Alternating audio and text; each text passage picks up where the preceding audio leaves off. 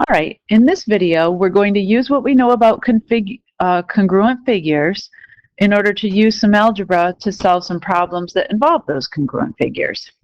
So let's jump right into number 1.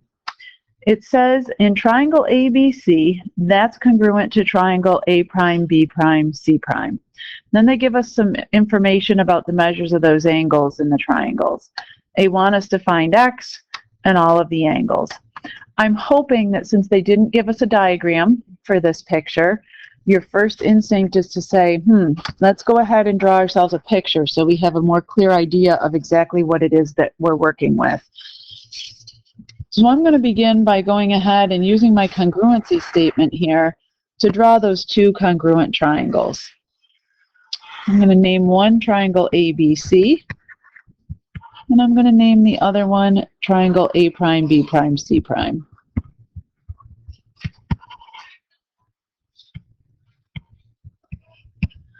And then I'm going to label my congruent parts. And because these two are congruent, I know that angle A and A prime are congruent. Likewise, B and B prime are congruent. And lastly, C and C prime are congruent. I know that side AB is congruent to side A prime, B prime. Side AC is congruent to side AC prime. And side BC is congruent to side B prime, C prime. So that one little statement in red actually gives me quite a lot of information about the picture. All right, angle C is 4x minus 30.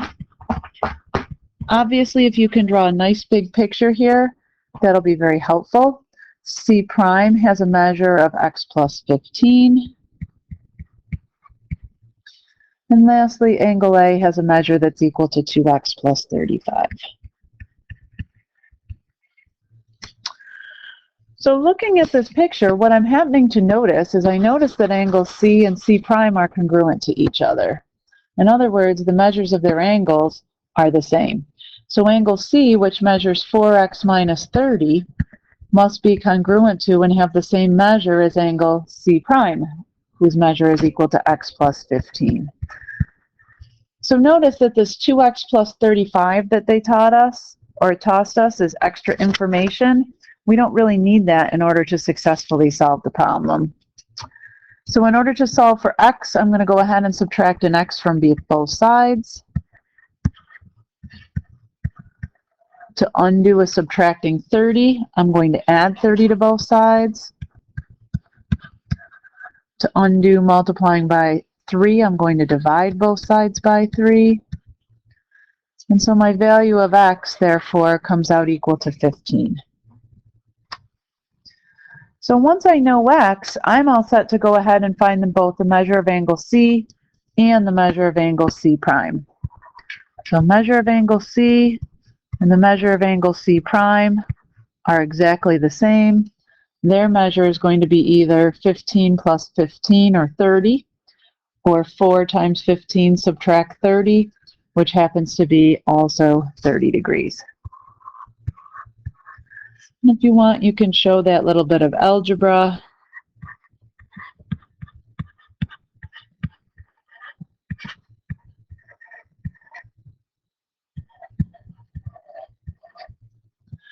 The measure of A and A prime, because they're congruent, have to be the same. And in order to find that, I'm simply going to replace the x with a 15.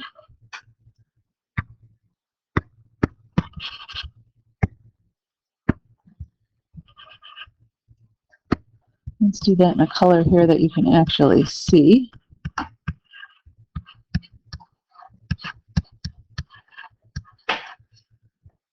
Or in other words, 65 degrees. And then lastly, if I go label this in here, this was 30 degrees, this was 65 degrees. I know from my recollection of math in middle school that the three angles together in a triangle all have to add up to be 180 degrees. Because I already used the variable x in this problem, I don't want to use x again. Maybe I'll use y. So y plus the 65 degrees at angle A plus the 30 degrees at angle C. All three of those have to sum up to 180.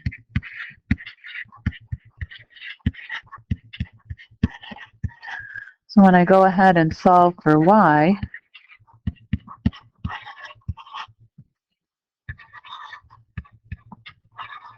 I end up with 85 degrees.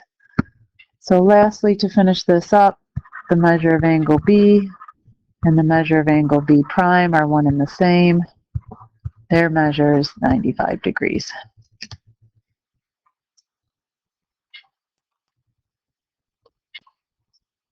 Or 85 degrees.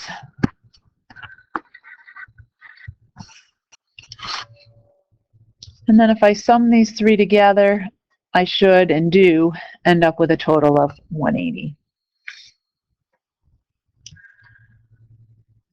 All right, let's go ahead and try that one at the bottom of the page. In this one too, we're given two congruent triangles. So I want to use that congruency statement to establish some congruent parts.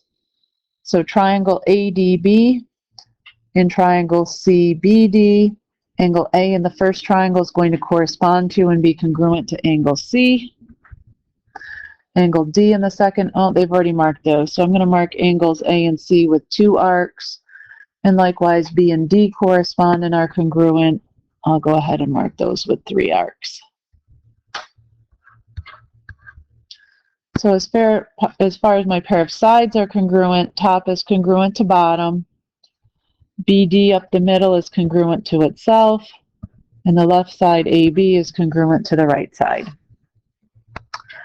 So as far as an equation that I can write, I have to pick my 2 sides here that are congruent. The top side in the first triangle is going to be congruent to the bottom side in the second triangle. So the 2 parts that I know are congruent are the 6a plus 20 and the a plus 60. I'm going to go ahead and set those guys equal to each other.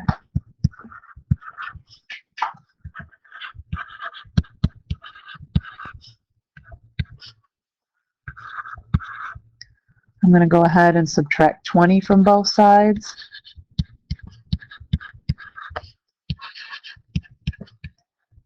So when all is said and done, the value of A must be equal to 8. Now BC and AD are congruent. To find their measure, I'm simply going to go substitute into either one of those expressions.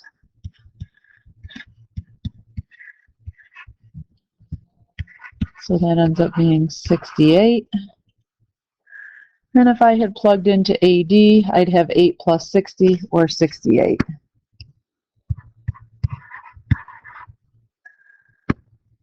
For the left side and the right side, AB from the picture is equal to 5 times 8, subtract 12, or 28. So AB, the left side, and CD, the right side, are each equal to 28.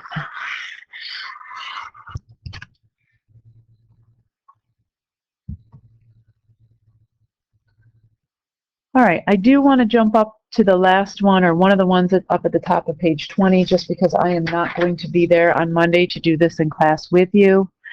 So again, if I've been thinking about using this congruency statement to mark my congruent parts, there are right angles at S and V, they're congruent. The angles at R and U are congruent, as are the angles at T and W. I'm going to go ahead and mark those. In the picture, they've already marked RS and UV congruent. I'm going to mark ST and WV, and I'm going to mark RT and VU.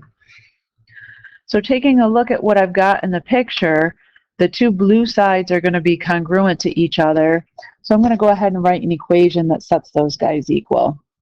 So 2x plus 40 is equal to x plus 70. I'm going to subtract an x from both sides. And when I find that x plus 40 equals 70.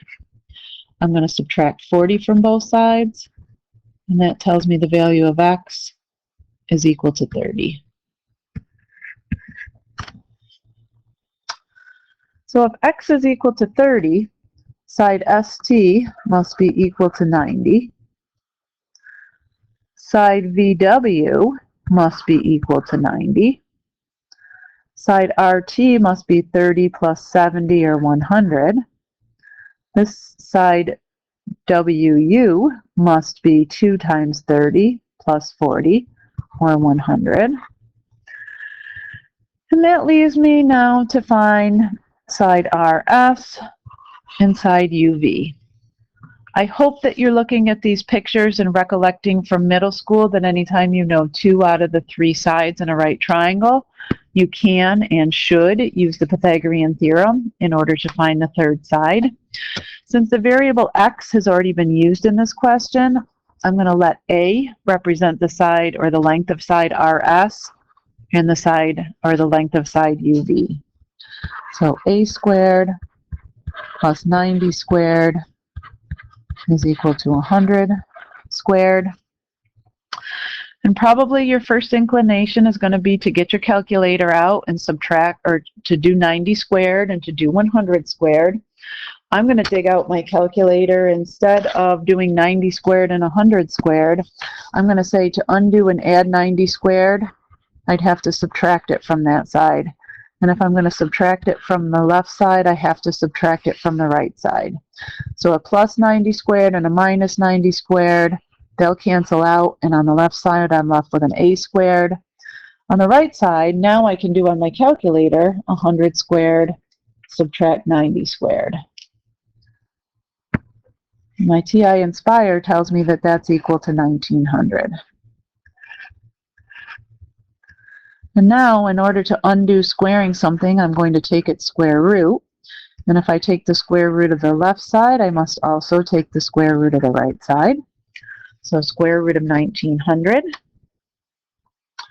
And of course, I know that I can't leave that in radical form or in that radical form, but rather I need to simplify it to simplest radical form. So an easy perfect square that'll go in there is 100. It'll go in there 19 times. So my value of A ends up being 10 square roots of 19. So the third side of my triangle now is what I was looking for, side RS and side UV. And that's equal to 10 square roots of 19. And I guess if we want to be fancy about this, we can say ST and WV were equal to 90. And the hypotenuse is RT.